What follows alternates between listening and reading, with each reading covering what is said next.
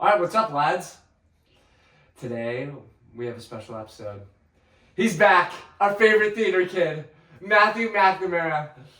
Unbelievable. And he showed up on our first episode. The first episode he showed up was the review for 28 Years Later, it was my favorite movie of 2025. I gave it your highest rated movie. I gave it an 11 out of 10. I don't think any movie is gonna top that except for Avengers Doomsday. But besides the point. 3.5 out of 10. Oh, of course, he has to come back because we are going to be reviewing 28 Years Later, The Bone Temple. Now, I was scarred when I came out of the movie theater watching this. I remember telling you, because I saw this before you did, that it was a huge tone shift, and I watch horror films all the time, and not a small sliver of horror films, but Saw and slashers and a wide range, and said, just prep yourself, it's brutal. I can't and believe there was a scene that almost had me going like, okay, so I might have to like cover my eyes if that's really what's going on, and you went, oh, whatever, you're being overreactive or whatever. And then we got on a phone call this morning and you were like, I know what scene you were talking about. And we'll get into it. Mac, your initial thoughts, and you can take the thing, I'm not going to. I know, I was getting used to the system. I mean, I think for a sequel, it's probably one of the better sequels I've seen in like recent years, for sure. And there's a lot that we'll get into as to why it is such a good sequel. And again, I'm with you guys in terms of like what I thought of 28 Years Later. It was one of my top 3 movies last year. Like, I was so surprised by it. I loved it. I loved the experience of it. I loved the world building of it. There were so many good things that I liked about it that honestly, going into this movie, I was a little bit skeptical because of like how soon it was being released. And, you know, the fact that it's a sequel that has to follow up to something that was already so surprising. And it's a new director, you're keeping the same writer, but it's a new director that has some good and has some bad in her resume compared to Danny Boyle, who did such a good job returning to the franchise that he helped start. And, you know, the short release date and everything that, you know, we had to build on from the first movie, I thought it was a really, really good follow-up and did a lot of really good things well that we'll get into. But overall, I just had a really good time watching this movie in the theater. As Gavin said, there was a lot of that grisliness. It was so gory. There was goriness, but there was fun, there was comedy. God. Similar to the first movie, it kind of had everything you want in like a blockbuster movie of this variety. Here's the thing I'll say, and I think I've said this like 3 times, you know, like in previous podcasts that we've had. Everybody hated the ending of the first one. And me personally, I loved the ending because I knew it kind of set up the vibe that we were going to get in the second one. And since you told me like they're going to be releasing this movie in January, I was like, I love that because not only did the quick release date work for me because I didn't necessarily have to rewatch the movie, I did rewatch the movie and it's awesome. The tone shift was evident in the second one, but I did like our first topic is on this, the switch from focusing more on Jimmy and Dr. Ian than focusing more on Spike. Like, Spike definitely takes a back seat than from the first one. You focus so much on Spike, which was really strong in the first one. I mean, it brought me to tears, definitely, and especially when he meets Dr. Ian. But focusing on Dr. Ian and getting more of an insight on his backstory, you know, going into his lair, like where he was like kept in the Bone Temple and everything. Such strong character choices that they made. And then Jimmy's a psychopath. I mean, my God.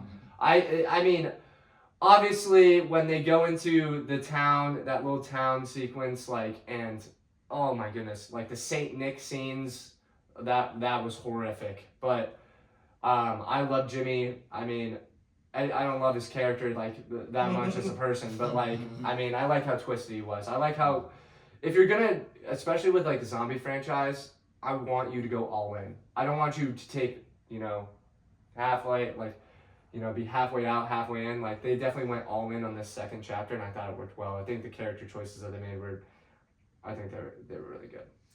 Yeah, and I think the positive of putting Spike in the backseat but still having him involved is that you did a good job with introducing Dr. Kelson in the first one. You get a good introduction into who he is, kind of what he does. He's a kind of standoffish character, but generally he's trying to do good. He's doing it in a weird way because he's zombie apocalypsing it, but I mean he's a doctor at his core, so he's trying to help people. He's kind-hearted at in his spirit. He's interacting with the alphas, but it sets everything up so well. So when he starts trying to treat the alpha, it is an evolution of the story that you've already set up. Jimmy's an evolution of that final 5 minutes where they save Spike, but they do it in a brutal and kind of comic book way. Yeah. And so his story flows really well right into the next. And not having a repetition of Spike being the leading man gives you a new, fresh, interesting story to follow going into this one. I think that Jimmy's the most interesting character. My favorite interaction is the sit down between Dr. Kelson and Jimmy. Oh, easily. Because the doctor in Dr. Kelson is examining his psychosis, delusion, PTSD that he got from watching his mother and sister and father be eaten, that's now led to his severe mental problems that's led him to this death and carnage and destruction. Now as an adult, that he's just suppressed everything. He's hearing voices, he's hallucinating, he's in severe psychosis that's led him to extremely violent behaviors as an adult. Yeah. And Jimmy really thinks he's out there on a mission, and the kind of two clashing and colliding, and they're just sitting and talking. And Dr. Kelson's nervous that the alpha's that's midway through treatment's gonna come hobbling up the hill, and that whole scene might be my favorite scene in the whole movie, and nothing actually happens in it. And it's one of my favorites. Yeah, for sure. Yeah, and I think that kind of speaks to how good of a screenplay it was. And again, Alex Garland returning for his second movie. He started the franchise with Danny Boyle. You can tell. I think there's a good carryover. There is a difference in tone for sure, but it feels like it's a part of the movie. It's not too far of a shift from the first movie where it feels like a completely different movie and a completely different franchise, which we've seen from certain sequels and certain franchises as of late, where it's like, yeah, they go in the opposite direction and it might work for them, but it also throws you off in terms of keeping the coherentness of a franchise together. And I tend to agree with a lot of those dialogue scenes they make very interesting, because in terms of a show versus tell, they are doing a lot more of a show through the dialogue, which is kind of a weird thing, because normally you would say oh, well, if there's a lot of dialogue, then there's exposition. But I think the way that they are able to world build through the dialogue and through the characters, I think is really good. I do think that a lot of people's thoughts on the ending were more where it was placed than the ending itself. I really liked it. I think some people thought it would have made more sense to end the movie, but originally, again, this is coming out of the first movie, to end the movie on Alfie Williams' Spike, him getting his thing, and then maybe doing that in the credits, which we did see through Sinners was how they did it, but then again, some people leave as soon as the credits hit, so you might miss it. Yeah. But this movie did the same thing, and we'll get to how this movie ends. So it does keep it coherent, where it's okay, you have your final ending, which in this movie is Jimmy getting crushed on the crucifix by the Alpha, and then you get the extra ending, which I think works for both movies, so it actually works better. So I think in terms of the way that this movie continues to do its franchise building, both going back to the older movies, which you'll see in the ending, but also making its own mark through this particular trilogy itself, has been really strong. I think, and the thing I loved about this sequel is it took, parts and storylines of the first movie, with the Alpha and everything, and obviously Dr. Ian that was definitely something that they were teasing that they might explore in the second one, but them going so into Samson's storyline, backstory, and then his relationship with Dr. Ian and Dr. Ian's basically science experiment on to cure the disease. That was my favorite part of the whole entire film. It was so strong, and that their relationship together, and even like when the other Jimmies are like spying on them and they're just over there dancing and like he's just giving him morphine all the time, and the repetitiveness. It's like the thing is it's actually kind of believable. Like that, Dr. Ian has obviously been working on this and he's been in the environment and the world for so many years, but the repetitiveness of him coming back, getting the morphine, and then just their relationship building was really my favorite part of the whole entire movie. And because they kind of tease it in the first one, but then they just go all into it. It's not like, because there was you could have gone in multiple different directions from the first one, but them focusing just on Dr. Ian and, you know, the disease and like him trying to, like his goal to cure it and possibly find a cure for it, or maybe cure other people. But I think that was very fascinating, and that was honestly a really strong point of the movie for me. That was really enjoyable. So we'll do a little early spin forward, because since we're going to talk about Samson, that storyline was really good. You got to see his past. Dr. Kelson, before he dies, spoilers, I mean, you guys know now, but spoilers. We're watching a review. It's just the eye roll. It's just the eye roll every time we do We're watching it. a review of this movie. I mean, we hope you've seen the movie already. Right. Let's be real. Also, this is season 2 of our show, and it's episode 40 or something. So like, you should know. And if you don't, welcome to Fake Cine-Files, where we spoil movies no more than 10 minutes into the podcast. You're welcome. Dr. Kelson dies, but before he dies, before he does the ritual, which we'll get into later, and gets stabbed and everything, he brings Samson to the Bone Temple and gives him a concoction of different medications that he doesn't verbalize out loud. That was really interesting to me. He verbalizes why he's giving him certain medications. Yeah. And Samson's obviously lucid. He's speaking some because he's verbalizing that he can see the moon. Right? Which was a really cool I'm scene. not gonna lie. Its own. What was your reactions when that happened? I was like, well, because I was alone in the theater, the prime AMC theater. It was so good, and it was right as he was getting ready to kill him. Yeah, and so you're like, wait a second. The weight of that moment was just like, oh my gosh. Yeah. And they had hinted at it too with the earlier introduction, which one of the things, again, we'll talk about the ritual scene later, the way that music has been incorporated in this movie, like the soundtrack of this movie, is great for so many reasons. But one of the reasons that like I think it works and that moment works is that even before you get to the moon part, you hear the song Rio by Duran Duran, which is obviously, they're the biggest part of this movie in terms of music featured, but you hear it, the way that it's edited and the sound mix works, you hear Samson hearing the song Rio in his head. And so you're starting to think like, okay, maybe he's familiar with this, and now he's actually starting to, because I think his brain was so fogged up, as we see in the beginning of this movie, where he visualizes his target as the enemy. His brain was so fogged up that you actually see something that could have been from his childhood seep in there, and the way that he slowly unravels in a good way for his consciousness, I think was a really strong part of this movie. And that whole, as you talked before with Samson and Kelson, I think when we'll get into more of the brutality with the Jimmy storyline, I think this storyline really grounds the movie in an emotional like heart arc.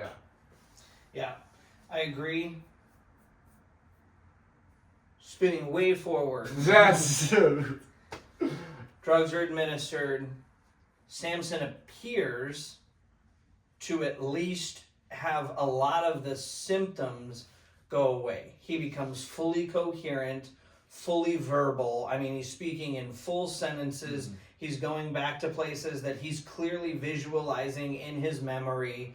He's seeing memories from before the transformation into the alpha, and he's a shockingly different person. I mean, he's feet shorter, hundreds of pounds lighter, hair that's feet shorter, no beard, and he's sitting on a train, he's with his family, he's being asked for a ticket and all this other stuff.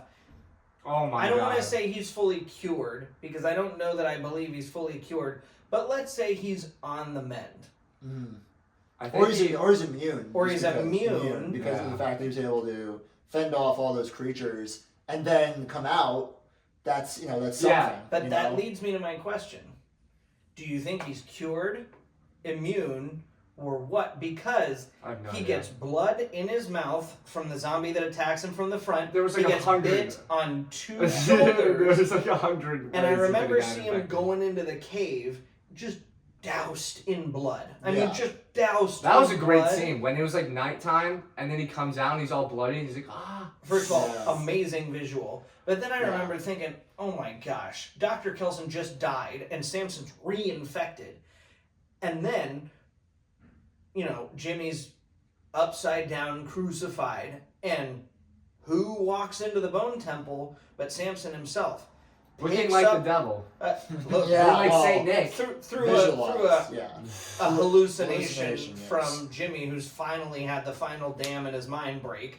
or the cocaine that he threw in their face. Yeah. You know, kind of something to do That with was it, too. wild. Or all of it, whichever. A combination. A combination. But picks up Dr. Kelson, takes him over and lays him at rest, and he appears to still be functional, is the word I'm going to use. He's just in So, and out. I what feel like. is your guys' thought on where that storyline goes? Because how much do you think he remembers? Do you think he remembers what drugs he takes? If he's immune, does that mean he can get somewhere to somebody that might be able to help provide a sustainable cure? Is it a cure, or is it just something that suppresses some of the more aggressive symptoms of the mind? And how much do you think that plays into the third film? I think he's gonna play. I mean, he's gonna be a huge focal point in the third film, but I think it's gonna be like a state where he is almost back, but he still like goes back into being an alpha. Like it's like he's probably like 75%. But yeah, to your point, like I don't know like where they're gonna take it from. Like, is he going to be the source of the cure, or is he just going to be? It's going to be interesting. I think it kind of has to be, just because of his relationship to Kelson, because obviously Spike is now on this new journey, which we'll get into, but I think it's really up to Samson at this point to do it. And I think he's at a level now where he's in the Bone Temple, and I think what they're laying down is the fact that Kelson has all these books and all these writings and diary entries about what he's been doing and the experiments he's doing, where if Samson's at enough of a mental capacity to do it, he can take what's been written down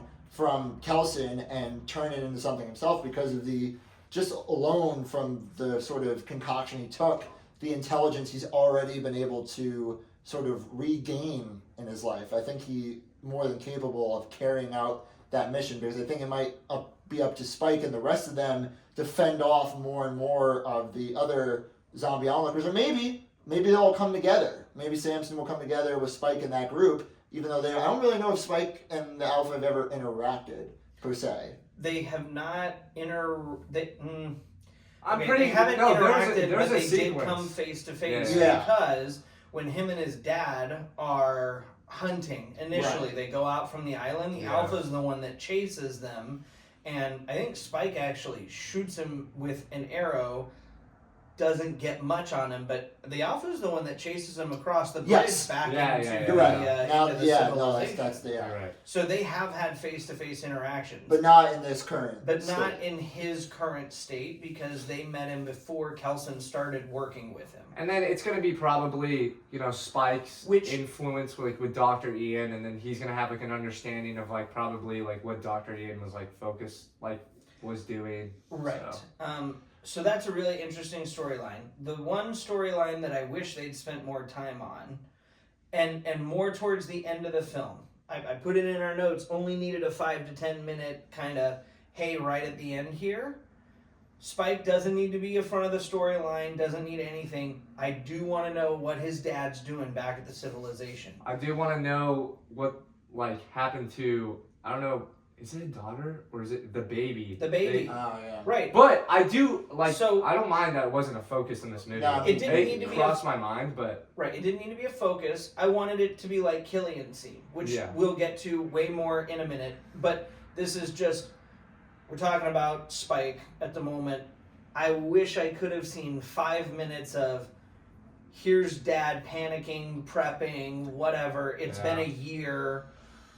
here's where they're at now and what could happen involving that in the third movie, and I would have liked to see a glimpse of something like that, even if it just followed Killian's scene for 2 or 3 minutes. Yeah. I think that for me personally, I didn't mind it just because I feel like the way that they established Spike's arc in the first movie was once he left that home, he left it behind for good. Yeah. That was my sort of understanding, That like was- the hero's journey type of thing. It's like with Star Wars and Luke Skywalker. If in Empire Strikes Back, they like went back to Tatooine to check on like. Well, not Emperor and because they're dead, but you know, you get the point. Like it's, I didn't know where I was going there with that analogy. I was like, but, dude, Star Wars and 28 years later, what are we doing? Like, you know, look, the hero's journey, the classic. Dude, come on. the Campbell's Stormtroopers heroes. and zombies, Yeah, you know. Campbell's Jimmy hero's and Han journey. Solo. Yeah. Darth But I Sidious. didn't. Now maybe they'll go back for the third movie. I don't know. I don't know if we've confirmed whether or not Aaron Taylor Johnson's gonna be returning for the third movie. Don't have a He should. Don't have a It ton of should just information. be. Yeah, sure. It should be just kind of a That would be nice because combination I of think that was everything. nice to. That was one of the obviously the biggest sort of world building aspects of that movie was that whole the way that town and civilization worked. So I didn't mind it as much. I mean, for Spike, it was interesting, like because it is kind of a screenplay thing where. At first, I was confused about like how he became more submissive towards the beginning of the movie with the Jimmies, and then as the movie went along, it kind of made more sense because again, he does build up the courage and he gets the help from one of the other Jimmies who plays a big part in the movie. But it makes sense because now it's sort of the next level type of thing. Yeah. Like Spike, and I think it's a good analogy for childhood versus like teenage. Although I guess teenaging was sort of the first movie. It was like him growing into a teen. Now he's really turning into a young Going into adult, a man. and he's going into that next level of He's left what's his home behind. yes, and he's going to that next level in his maturity of. All right, the zombies were the big factor in the first movie. They were the ones to fear. Now it's humanity that has to be feared. And through the Jimmy storyline, I think that's the biggest sort of way that the movie is able to approach the whole idea of like, no, it's actually humanity that needs to be that's the problem in these I situations. do have to say, even though Spike definitely takes a back seat, which I don't mind.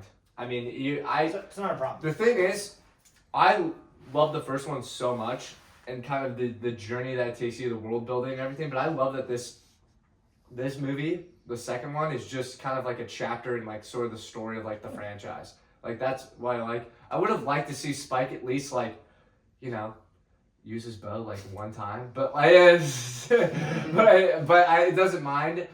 But the thing I want to kind of get into, because I feel like we haven't talked about him enough, is Jimmy. Like, what do you guys think of Jimmy as a character? Because I loved sort of not a lot of people like the ending because it was a Teletubby, like Power Rangers type deal with the Jimmies and everything.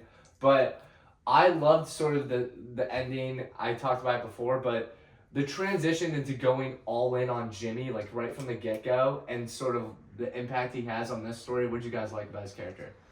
So, from start to finish, this is a payoff of the weird 5-minute intro we got in movie 1. 28 years. I can't say movie 1 because it's not movie 1. Movie 3 in this series because it's technically movie 3. But 28 years later, I remember watching that scene initially and being like, oh, this is like an interesting scene, but then we don't see this kid like ever. Yeah. And then we saw him in the final 5 minutes and I was like, okay, so that's a weird character to show.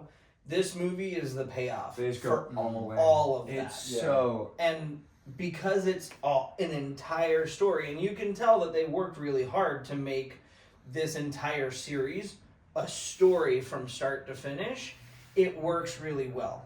Because the context from 28 years later is what you need to be able to start his story off where you started at, to go, okay, I got to experience that traumatic moment. So when he's talking about it, I don't have to go, oh gosh, I wonder what he's talking about. And, you know, you get to see the difference between the delusion that he's living and the fact of the matter what happened. His father was delusional and thought he could, you know, sit in the middle of his church, and instead he got eaten and turned. And that's the thing I love a lot, is that it's like how he turned and his character, like backstory of like seeing his father basically accept everything. Like he had that whole entire like monologue and like went off, but how he became a Satanist because of that moment. Well, right, his brain flip-flopped. Like my father trusted in God and he died, And so I gotta alive. just flip the switch.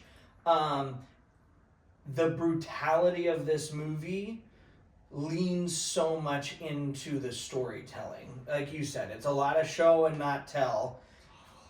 The show is so much. So we'll go back to the scene that I think describes his character arc perfectly. The Jimmies, the other Jimmies, are his fingers for pain and death and suffering and whatever. And they give sacrament to Satan and all this other horrible nonsense. And basically, they go into this little town and they happen upon a home that's got a bunch of people in it. They chain people up and they skin the shirts off of people. Insane. And it's horrifying. And then he offers the best left in shape, not shirt skin guy to fight one of the kids, basically. Yeah. To He just spot chooses there. one of the Jimmies and then Right. he's like, and he goes, you can pick any one of the Jimmies, and you can do it. And Spike's not there because he ran off because he's puking because they're skinning people alive in the barn, which makes sense. That I was like, good for you, Spike. Way to upchuck and get out of there, literally. What was the is it Jimmy Yonka? Like the one that comes over to Spike and like consoles him. Jimmy Inc., which is the other one that I wrote down, which is played by Erin Kellyman. She was great. She is the best Jimmy in the whole thing, Yeah. and they're connected really well. We'll get into her later. And then like all the Jimmies basically, but yeah. Right. And so this guy picks the youngest, smallest girl that's there to fight, and she was a psychopath though. She's a psychopath, but this tells so much of Jimmy's story well because he's not done that much himself in this movie as terms of brutality is. But you can tell his influence on the characters because the girl that is one of the fingers defeats this guy by slicing him up and then asks to skin the legs and trousers off this guy. Yeah. That is the communication of his level of brutality that is just displayed so well because you've got what is basically a kid, a middle schooler here, who is so passionate about his rule over them and so passionate about the storyline that he's come up with, that he's the son of Satan and that they have to go around and infect torture and whatever on Earth to appease him, that she wants to skin people alive. And you go, okay. Prove herself. Right. And I'm going... to the devil. This is the best communication of the story for exactly how brutal and how twisted he is that he's got a group of kids following him around, aside from Spike, because he's mostly there out of happenstance and bad circumstances, ready to do all of this stuff at his bidding, and some of them who are literally jumping at the gun to do it. I mean, just giddy to do it. I mean, and for me, that kind of wraps up the storytelling of who he is. And then my other favorite scene that tells you who Jimmy is well and that wraps up the storytelling is that scene with Dr. Kelson. Yeah. The delusion. We went into that a little bit, yeah. And that was really good. But he's a really well done character in this movie. Yeah, I mean, yeah. I was gonna say too, just in terms of like what makes him a good villain. I think what makes any good villain is unpredictability. Oh my god, yeah. Definitely a level to that. Oh my god, when they're at the dinner table, Jesus. Yeah, exactly. We brought it up before, but even we were on the pod about like the chaos of that character, and not for chaotic neutral and the chaotic good, like chaotic bad. Like he is just chaos incarnate, and I think it says a lot about the effect that something of a mass event like this has, not only on him but the people who follow him. Just in terms of the conversation you talk about, where he doesn't, remember anything of the world that came before the infection. So he's only been living in this world of infection, and he's had to adapt, and this is his way of adapting. And I think when that kind of happens, when someone takes a leadership position as false as they may be, other people are going to follow because they need something to hold on to. And I think the way that the Jimmy storyline plays out with the way that his followers go along with him, I think is really telling of any sort of cult or mass hysteria event, and how someone of that influence and can play a con artist so well and so good. And I think that sort of conversation with Kelson also is kind of an interesting thought process on things like nostalgia, where for Jimmy he had nothing really to go on to except for Teletubbies. Like Teletubbies. Right. Of all things. You have the I know, that was... Tinky Winky dance. Him explaining Teletubbies is hilarious. But even for Kelson himself, he doesn't listen to these albums over and over again for nostalgic purposes like a lot of people in modern society do. He do because that's his only connection to the world before. Right. And so to see that the opposite of that through Jimmy and everything he's done, I really do like the fact that they turned him into the villain, as I said before about how we're focusing more on humanity's evils versus the infected's evils from movie 1 to movie 2. I think it was really good because when you see the end of that first movie, he kind of gives off more of an anti-hero vibe. Yeah. Like, okay, I can vibe with this guy, but he's kind of weird. The That's second what movie, they go, No. well, you thought that was bad. Wait until you see what happens here. my No God. regard for human life. Sociopathic. No regard for human life. It really, and Jack O'Connell, just shout out to him. Like two of the best horror movie villain performances over the past few years between this and Sinners. I can't wait to see what he does next. He's a very exciting actor for me to watch moving forward.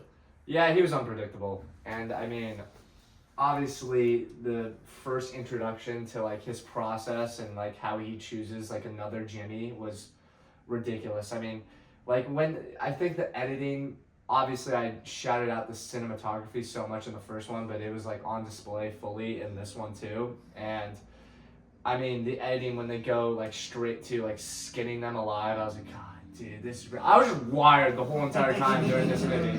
I was like, I could not take my eyes off the screen, and even though I wanted to like be like, when is this gonna stop? I can't believe that, because I feel like Dr. Ian, like every time we went to him in the first one, it was like, oh my God, what's gonna happen? The unpredictability was there with Dr. Ian in the first one. But I felt like comfortable with like Dr. Ian and Samson for some reason. I was like, oh, thank God! Yeah, like it is kind they're of just over here getting high, it's like kind having a of good like- time, listening it's- to music. Then we go to freaking Jimmy, and I'm like, God, what is gonna happen? Dude, This I guy's was- ridiculous. I almost get like almost like a bromance vibe between like Kelson and Oh my Samson. There's goodness. something like kind of heartwarming about them just listening to music and dancing in a field together. Maybe you're right. Maybe it's And- because of the brutality of Jimmy. It feels like a break, but there was such like a good sort of bond between those two guys. I'm like, That's why I like they're it just so so much. buddy. It's great. And I mean, music being such a big part in the second one is great, because I think a scene that I like the most was when Dr. Ian is, the first time he's playing like on the record, and then you're kind of just in this like silent moment of like what his life is like now, and then you see the pictures of him with his wife, him with the pictures of like his past and everything, and then you see what acting, by the way, I mean, unbelievable. And he sits down just in silence, and like this is his world now, and how he sees like almost that if he can cure Samson, that he can get sort of maybe he could help out and bring back the normalcy, and maybe bring back, because he has a conversation with Jimmy of just being like, it was like, well, what did he say? He was like, there was almost like a sense of like everything was grounded. There was like a hierarchy to everything. Yeah. Everything was normal. Like just talking about Everything was stuff. predictable. Yes, and talking to that conversation with Jimmy, sort of that connection he had to the life that it was before, obviously, the infected. I mean, that was great. But yeah, Jimmy's character was just ridiculous. I mean, that's the thing that you talked about. The unpredictability of his character was the biggest thing for me. When they're in the dinner sequence, when he's first kind of introduced to his process, was great. But yeah, I mean, what a performance. Well, Jimmy was a great character. and speaking on unpredictability, it leads to my favorite Jimmy scene. And the best unpredictability from the least unpredictable character in this film, Dr. Kelson. Yeah. He gets to the end, he recognizes Spike, turns to the Oh, fingers and goes, "One last command." That's And Jimmy's like, the thing I liked about. That's the thing I liked about Jimmy. When the acting is so good, you're just like interrupting his lines, and he's like, "No, like that was it. Like kill everyone, skin them alive, like, and that's it." Right. And it was so good, and it was the moment, like, in the theater, I remember just going like, "Do it." And I don't even know what you've got up your sleeve, but you're clever enough. You've thought this one through, and he goes, "Crucify him," and I was like, Yeah. He says like you're my only son, so like, or like you have to right. sacrifice.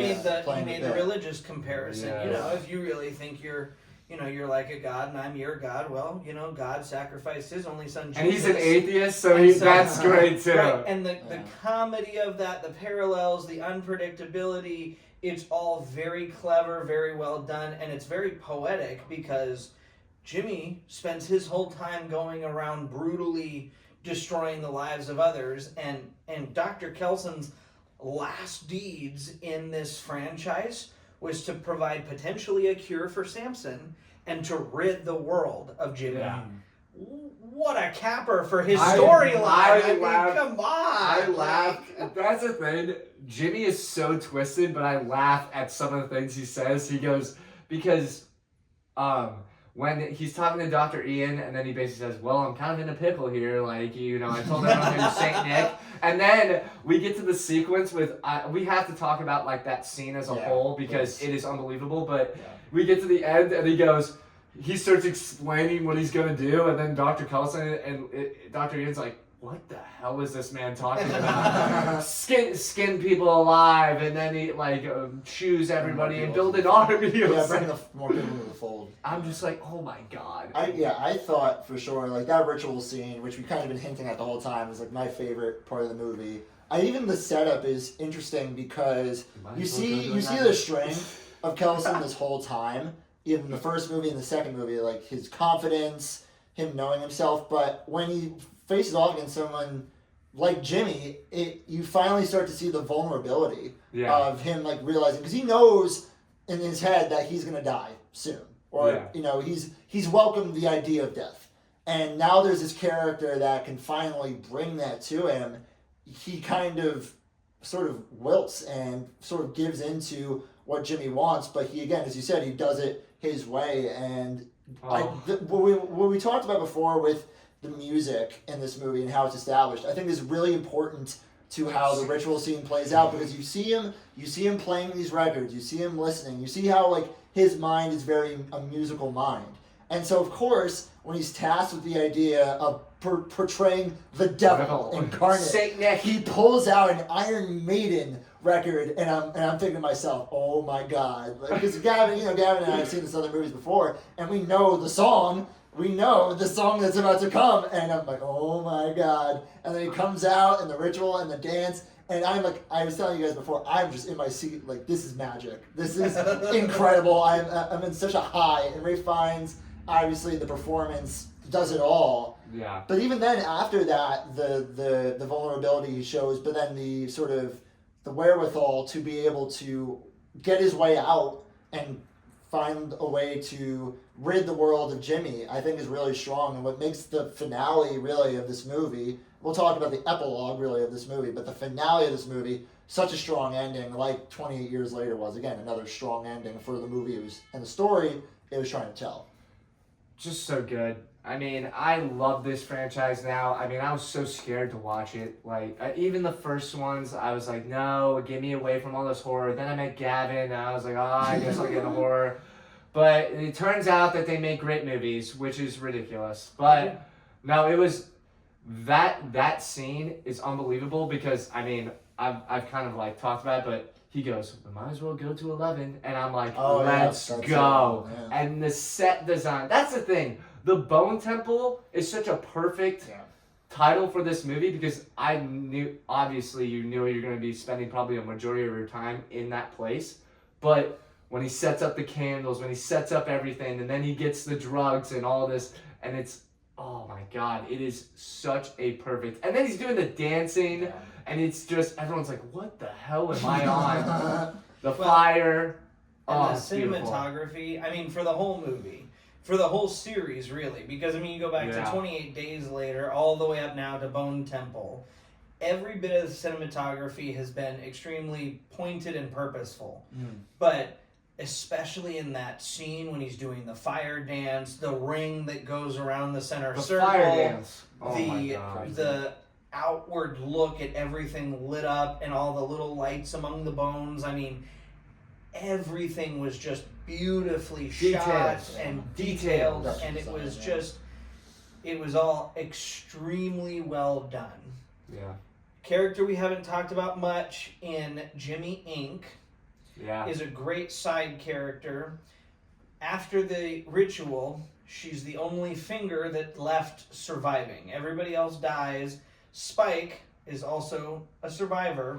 They go off. And the final scene of the movie, we get to a very, very recognizable set piece, which is the house from 28 Weeks Later. The house where Cillian Murphy, his lovely lady, and adopted daughter-ish whatever thing, escaped to.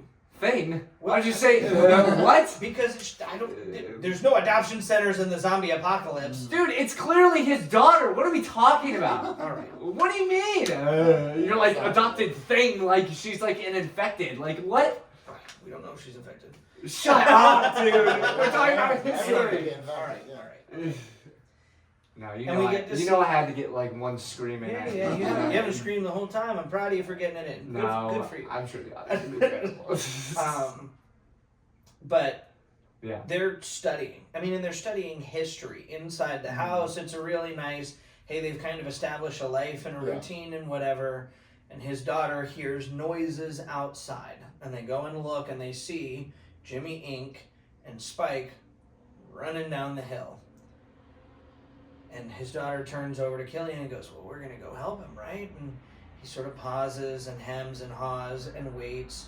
And goes, "Yeah, of course we are." And they head off. Movie closes. Perfect. It was great. There's 3 important questions that I have. One. Where's the wife? No, yeah. Because I was going to ask that in the beginning of the pod. I immediately was like, house looks awful empty for somebody that should be there. Right. 2. I mean, they'll explore them. Yeah. So it'll be great. Right. How in the world are they so close and they've never run into each other? And 3... Is that a complaint or is that a, like... curiosity. No complaint. Curiosity. Because they've been there the whole time. And we're talking about a decade. Like... The Jimmys have been close by, everything else. Like, it's all kind of interconnected. I'm curious as to how close everybody is. Yeah. And 3, where did the Alpha go? Because they're being followed by lots of random zombies, but those zombies were following the Alpha. So is the Alpha on his way there too? Is it just they're following them because they weren't too far behind?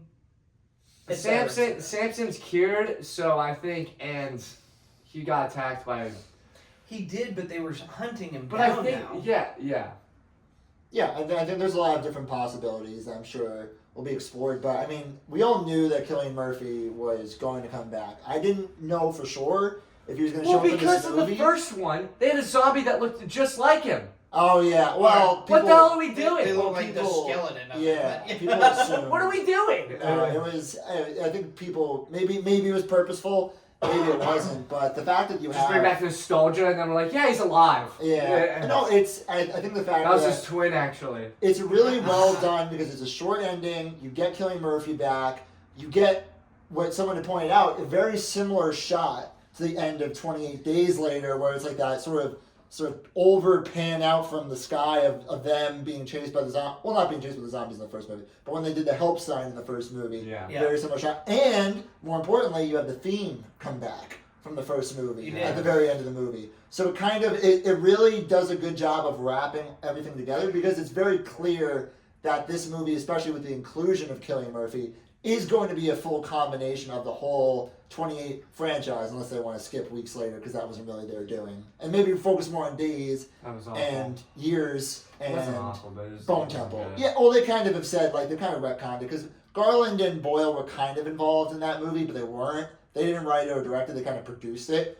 But now for this next movie, which we'll talk about, Garland and Boyle are coming back together. Nia DaCosta directed this movie again, did a very good job, did her part, did exactly what she had to do. Now Danny Boyle's coming back because the boys are going to wrap it all up. It'll be good. No, that's the thing that I talked about. Like, that's good. You can do a trilogy with different directors as long as the second movie, or like the one movie that a different director does, that's not going to be doing the third. It's just like, can it be stand on its own, like is a chapter in the story that also moves forward the story enough and the world building enough to conclude the third one. Like it was a great sequel, and the ending, I loved it. I mean, like it's because when Jimmy gets crucified, like I was expecting them to go credits there, and then I would have been like, I would have walked out of the theater because oh my god, I was already just like that was enough for me. That was enough horror for me, and like gruesome, like, but the ending was good for me because not only does it spin it forward, but then when I saw Cillian Murphy, I was like, of course, he's one of my favorite actors ever. I was like, ah! Alone in the theater of like 100 seats. Ah! Like, it was great. Having you alone in the theater is going to be so bad for AMC theaters. No, it was great. I thought it was good. And it was really good to see Cillian Murphy, like, character come back because obviously started the franchise, so it was great. So the only unfortunate thing now, before we give our reviews, movie 3 doesn't have a release date. We had release dates for these, and I almost understand because this is the culmination of the entire series. They've announced this is it. This is, I mean, the bell's rung after this one. They're done, which I like. Hey, we're going to finish telling the story. We're not going to keep trying to tell a story we've got an ending for. Good. Let's not overstay our welcome. But it means that it's not done yet. It's not done filming yet, so it could be a little while until we get it. Now, they're good about turning things around really quick and getting stuff done, so I don't think we're going to be waiting 3 or 4 years, but it could be a little while. We mentioned before that 6 months ago, we saw 28 years later. And 6 months later, when the first trailer for Bone Temple came out, we were still talking about 28 years later. Yeah. Do you think this movie's good enough that when the final movie in this trilogy comes out, we're still going to be talking about Bone Temple? This is an established franchise now that's like, if it gets announced, like, people are going to go see it, in my opinion. I mean, if you watch these movies, I mean, like, to be honest, when it came out on streaming, people were raving about it. And, like, and people had their thoughts about the ending, of course, but no, I think this is, and I was going to talk about it, this is an established franchise, and if they nailed the trilogy, this is going to be up there with, like, Dune, and, in my opinion, I mean, like, not up... Fingers crossed on Dune, really, yeah.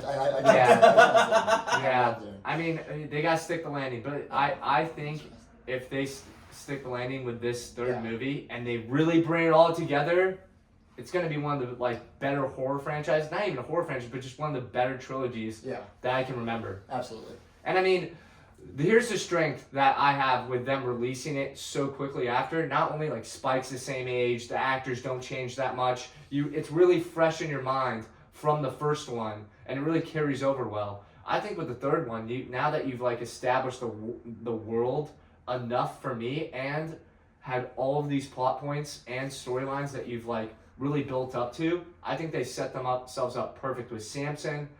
Dr. Ian dying, like, was, like, it was a very satisfying ending for him, though, but pushing forward with Cillian Murphy's character, and then the fact that he has a family, you know, what happened to his mother, they leave you with a lot of questions that I want to be answered, and I think we're going to get this thing all wrapped up. And now that we have somebody that's immune, and hopefully don't kill them off in the first, like, 30 minutes like they did in 28 weeks later. But I really want them to explore more of, like, the zombies now and getting the cure and figuring out, like, how they can fully save the world. Not fully save the world, but obviously because we're in, like, an apocalyptic scene, but really explore that side of things, like finding the cure, doing a lot more on Samson, like wrapping up that whole entire storyline, and then, touching on a couple character things. But no, I really think, how quickly these two movies were released was definitely a strong suit for it. All right, review time, boys. What have we been doing this whole time? I can't. Your third review. If you're doing the quality, Your score. we have to do quantity. We have to start doing the scores at the beginning. I swear, I always forget. But I don't mind doing the scores at the end. I don't care. We can do it at the beginning, at the end, whenever. It doesn't matter. I want that T-shirt though, with last year's scores. Movie score. I want that T-shirt. Right, I want to. You get all the scores. I'm not watching all of them. So 28 years later was your highest. What was your highest last year? Oh my gosh. It was probably Wicked. I'm kidding. That was 2 years ago. Yeah, I was gonna say this was.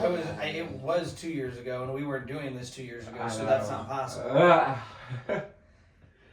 What was it?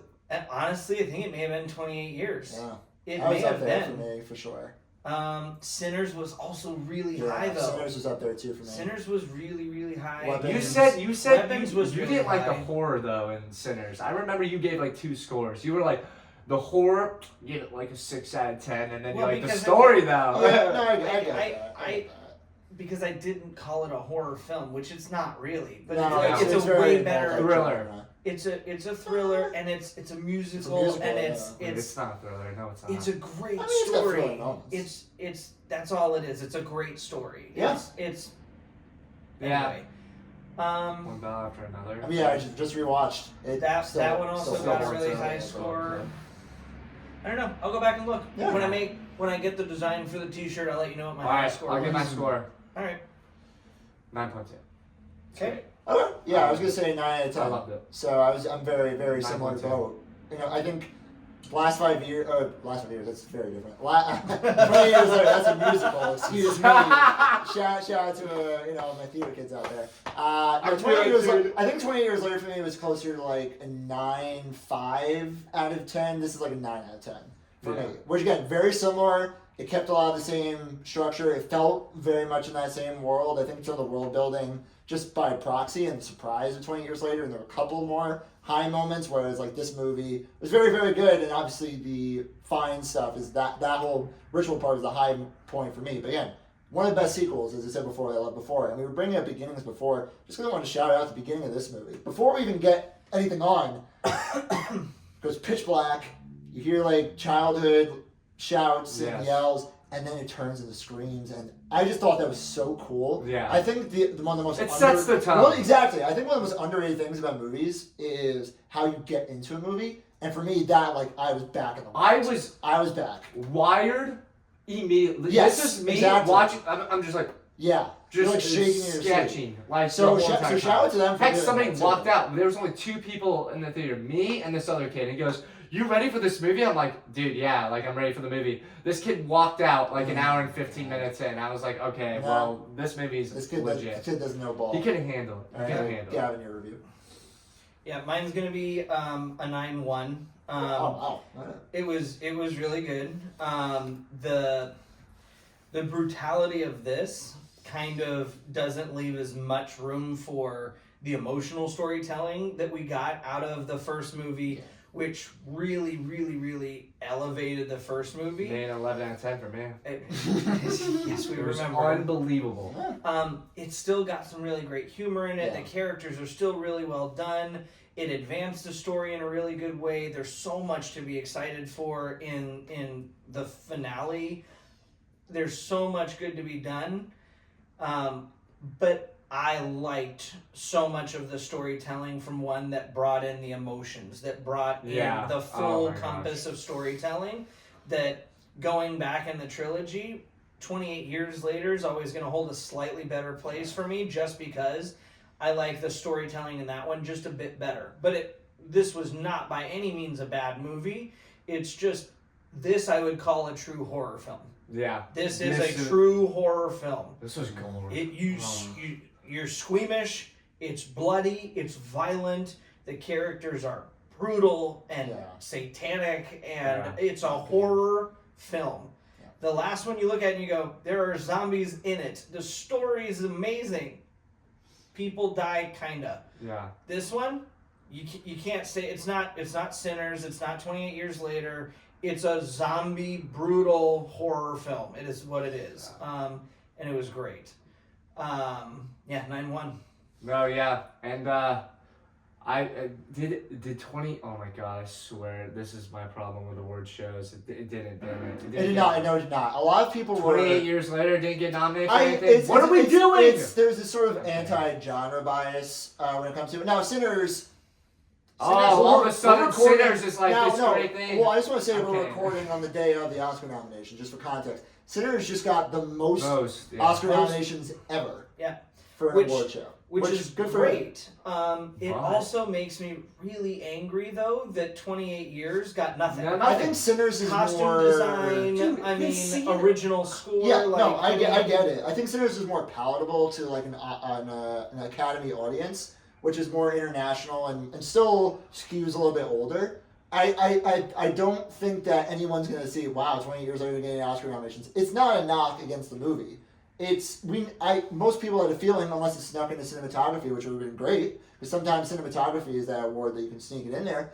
I don't think anyone's gonna look down on it because it didn't get an Oscar nomination, because it wasn't looking to get an Oscar nomination. Not that Sinners was, but Sinners is more of that classic Hollywood blockbuster, old school feel to it in terms of the multi-genre-ness of it, the musicality of it. I think it made sense that Sinners. I'm very happy for Sinners that it got the attention. It's just 28 Years Later is not the same kind of movie as Sinners is. Yeah. Yeah, well, it A lot more It music. bums me out a lot little. more music in Sinners. Yeah. but Which you helps. know, Sinners was a great movie. Yeah. Michael B. Jordan deserves It was. his flowers. Yeah, going down. This movie is not gonna because it's way too brutal. There's no shot. There's no chance. There's no shot. Next Oh year, my god. next year we're not talking about Bone Temples, Oscar nominations. The There's third no one, it might be. way, Who It knows? could- you could- It they might could- be. they could It give might it a be. award. It might be. Maybe. No, it won't. Well, you never know. You never know. but we'll see. But yeah, Timothée Chalamet also youngest actor to get 3 Oscar nominations. What do you have to say about that, Gavin? Since Marlon Brando, which again. Yeah, I Respect. overrated. Oh. Now did you see Marty? Yeah, I did. Did you Dude, like it? 6.5. Let's Oh. not get in. Let's not get into it. Anyway, other reviews upcoming. We're going to be reviewing Greenland 2, Zootopia 2, and The Housemaid. Are we? Okay, gonna well, use at Zootopia least too? Greenland 2 and Yeah, Housemaid, which I'm excited for both of those. We've I'm both, seeing Housemaid today, so. so reviews incoming, videos incoming, and we'll get Mac back on for something else soon. Project Hail Mary? Project Yes. Hail Mary, Oh my which God. comes out in March. So excited. We're Saw all the reading. first. They're making us read. Read. Yes. I said this to you though. I said they need to do more movies based on books. And Yes. then read this book, and I'm really excited. Very excited for book adaptations. Everybody's reading it, to be honest. There's so many people. My only best Yeah. friends are reading it too. Yeah. They're like Project Hail Mary pilled or whatever. I'm like, yeah, let's go. Yeah, it's good. It's great. Looking Great forward book. to it.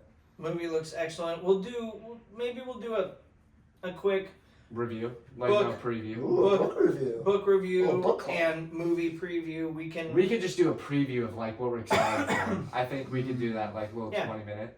But yeah, excited for the future. Yeah, very good. See you lads. Yes.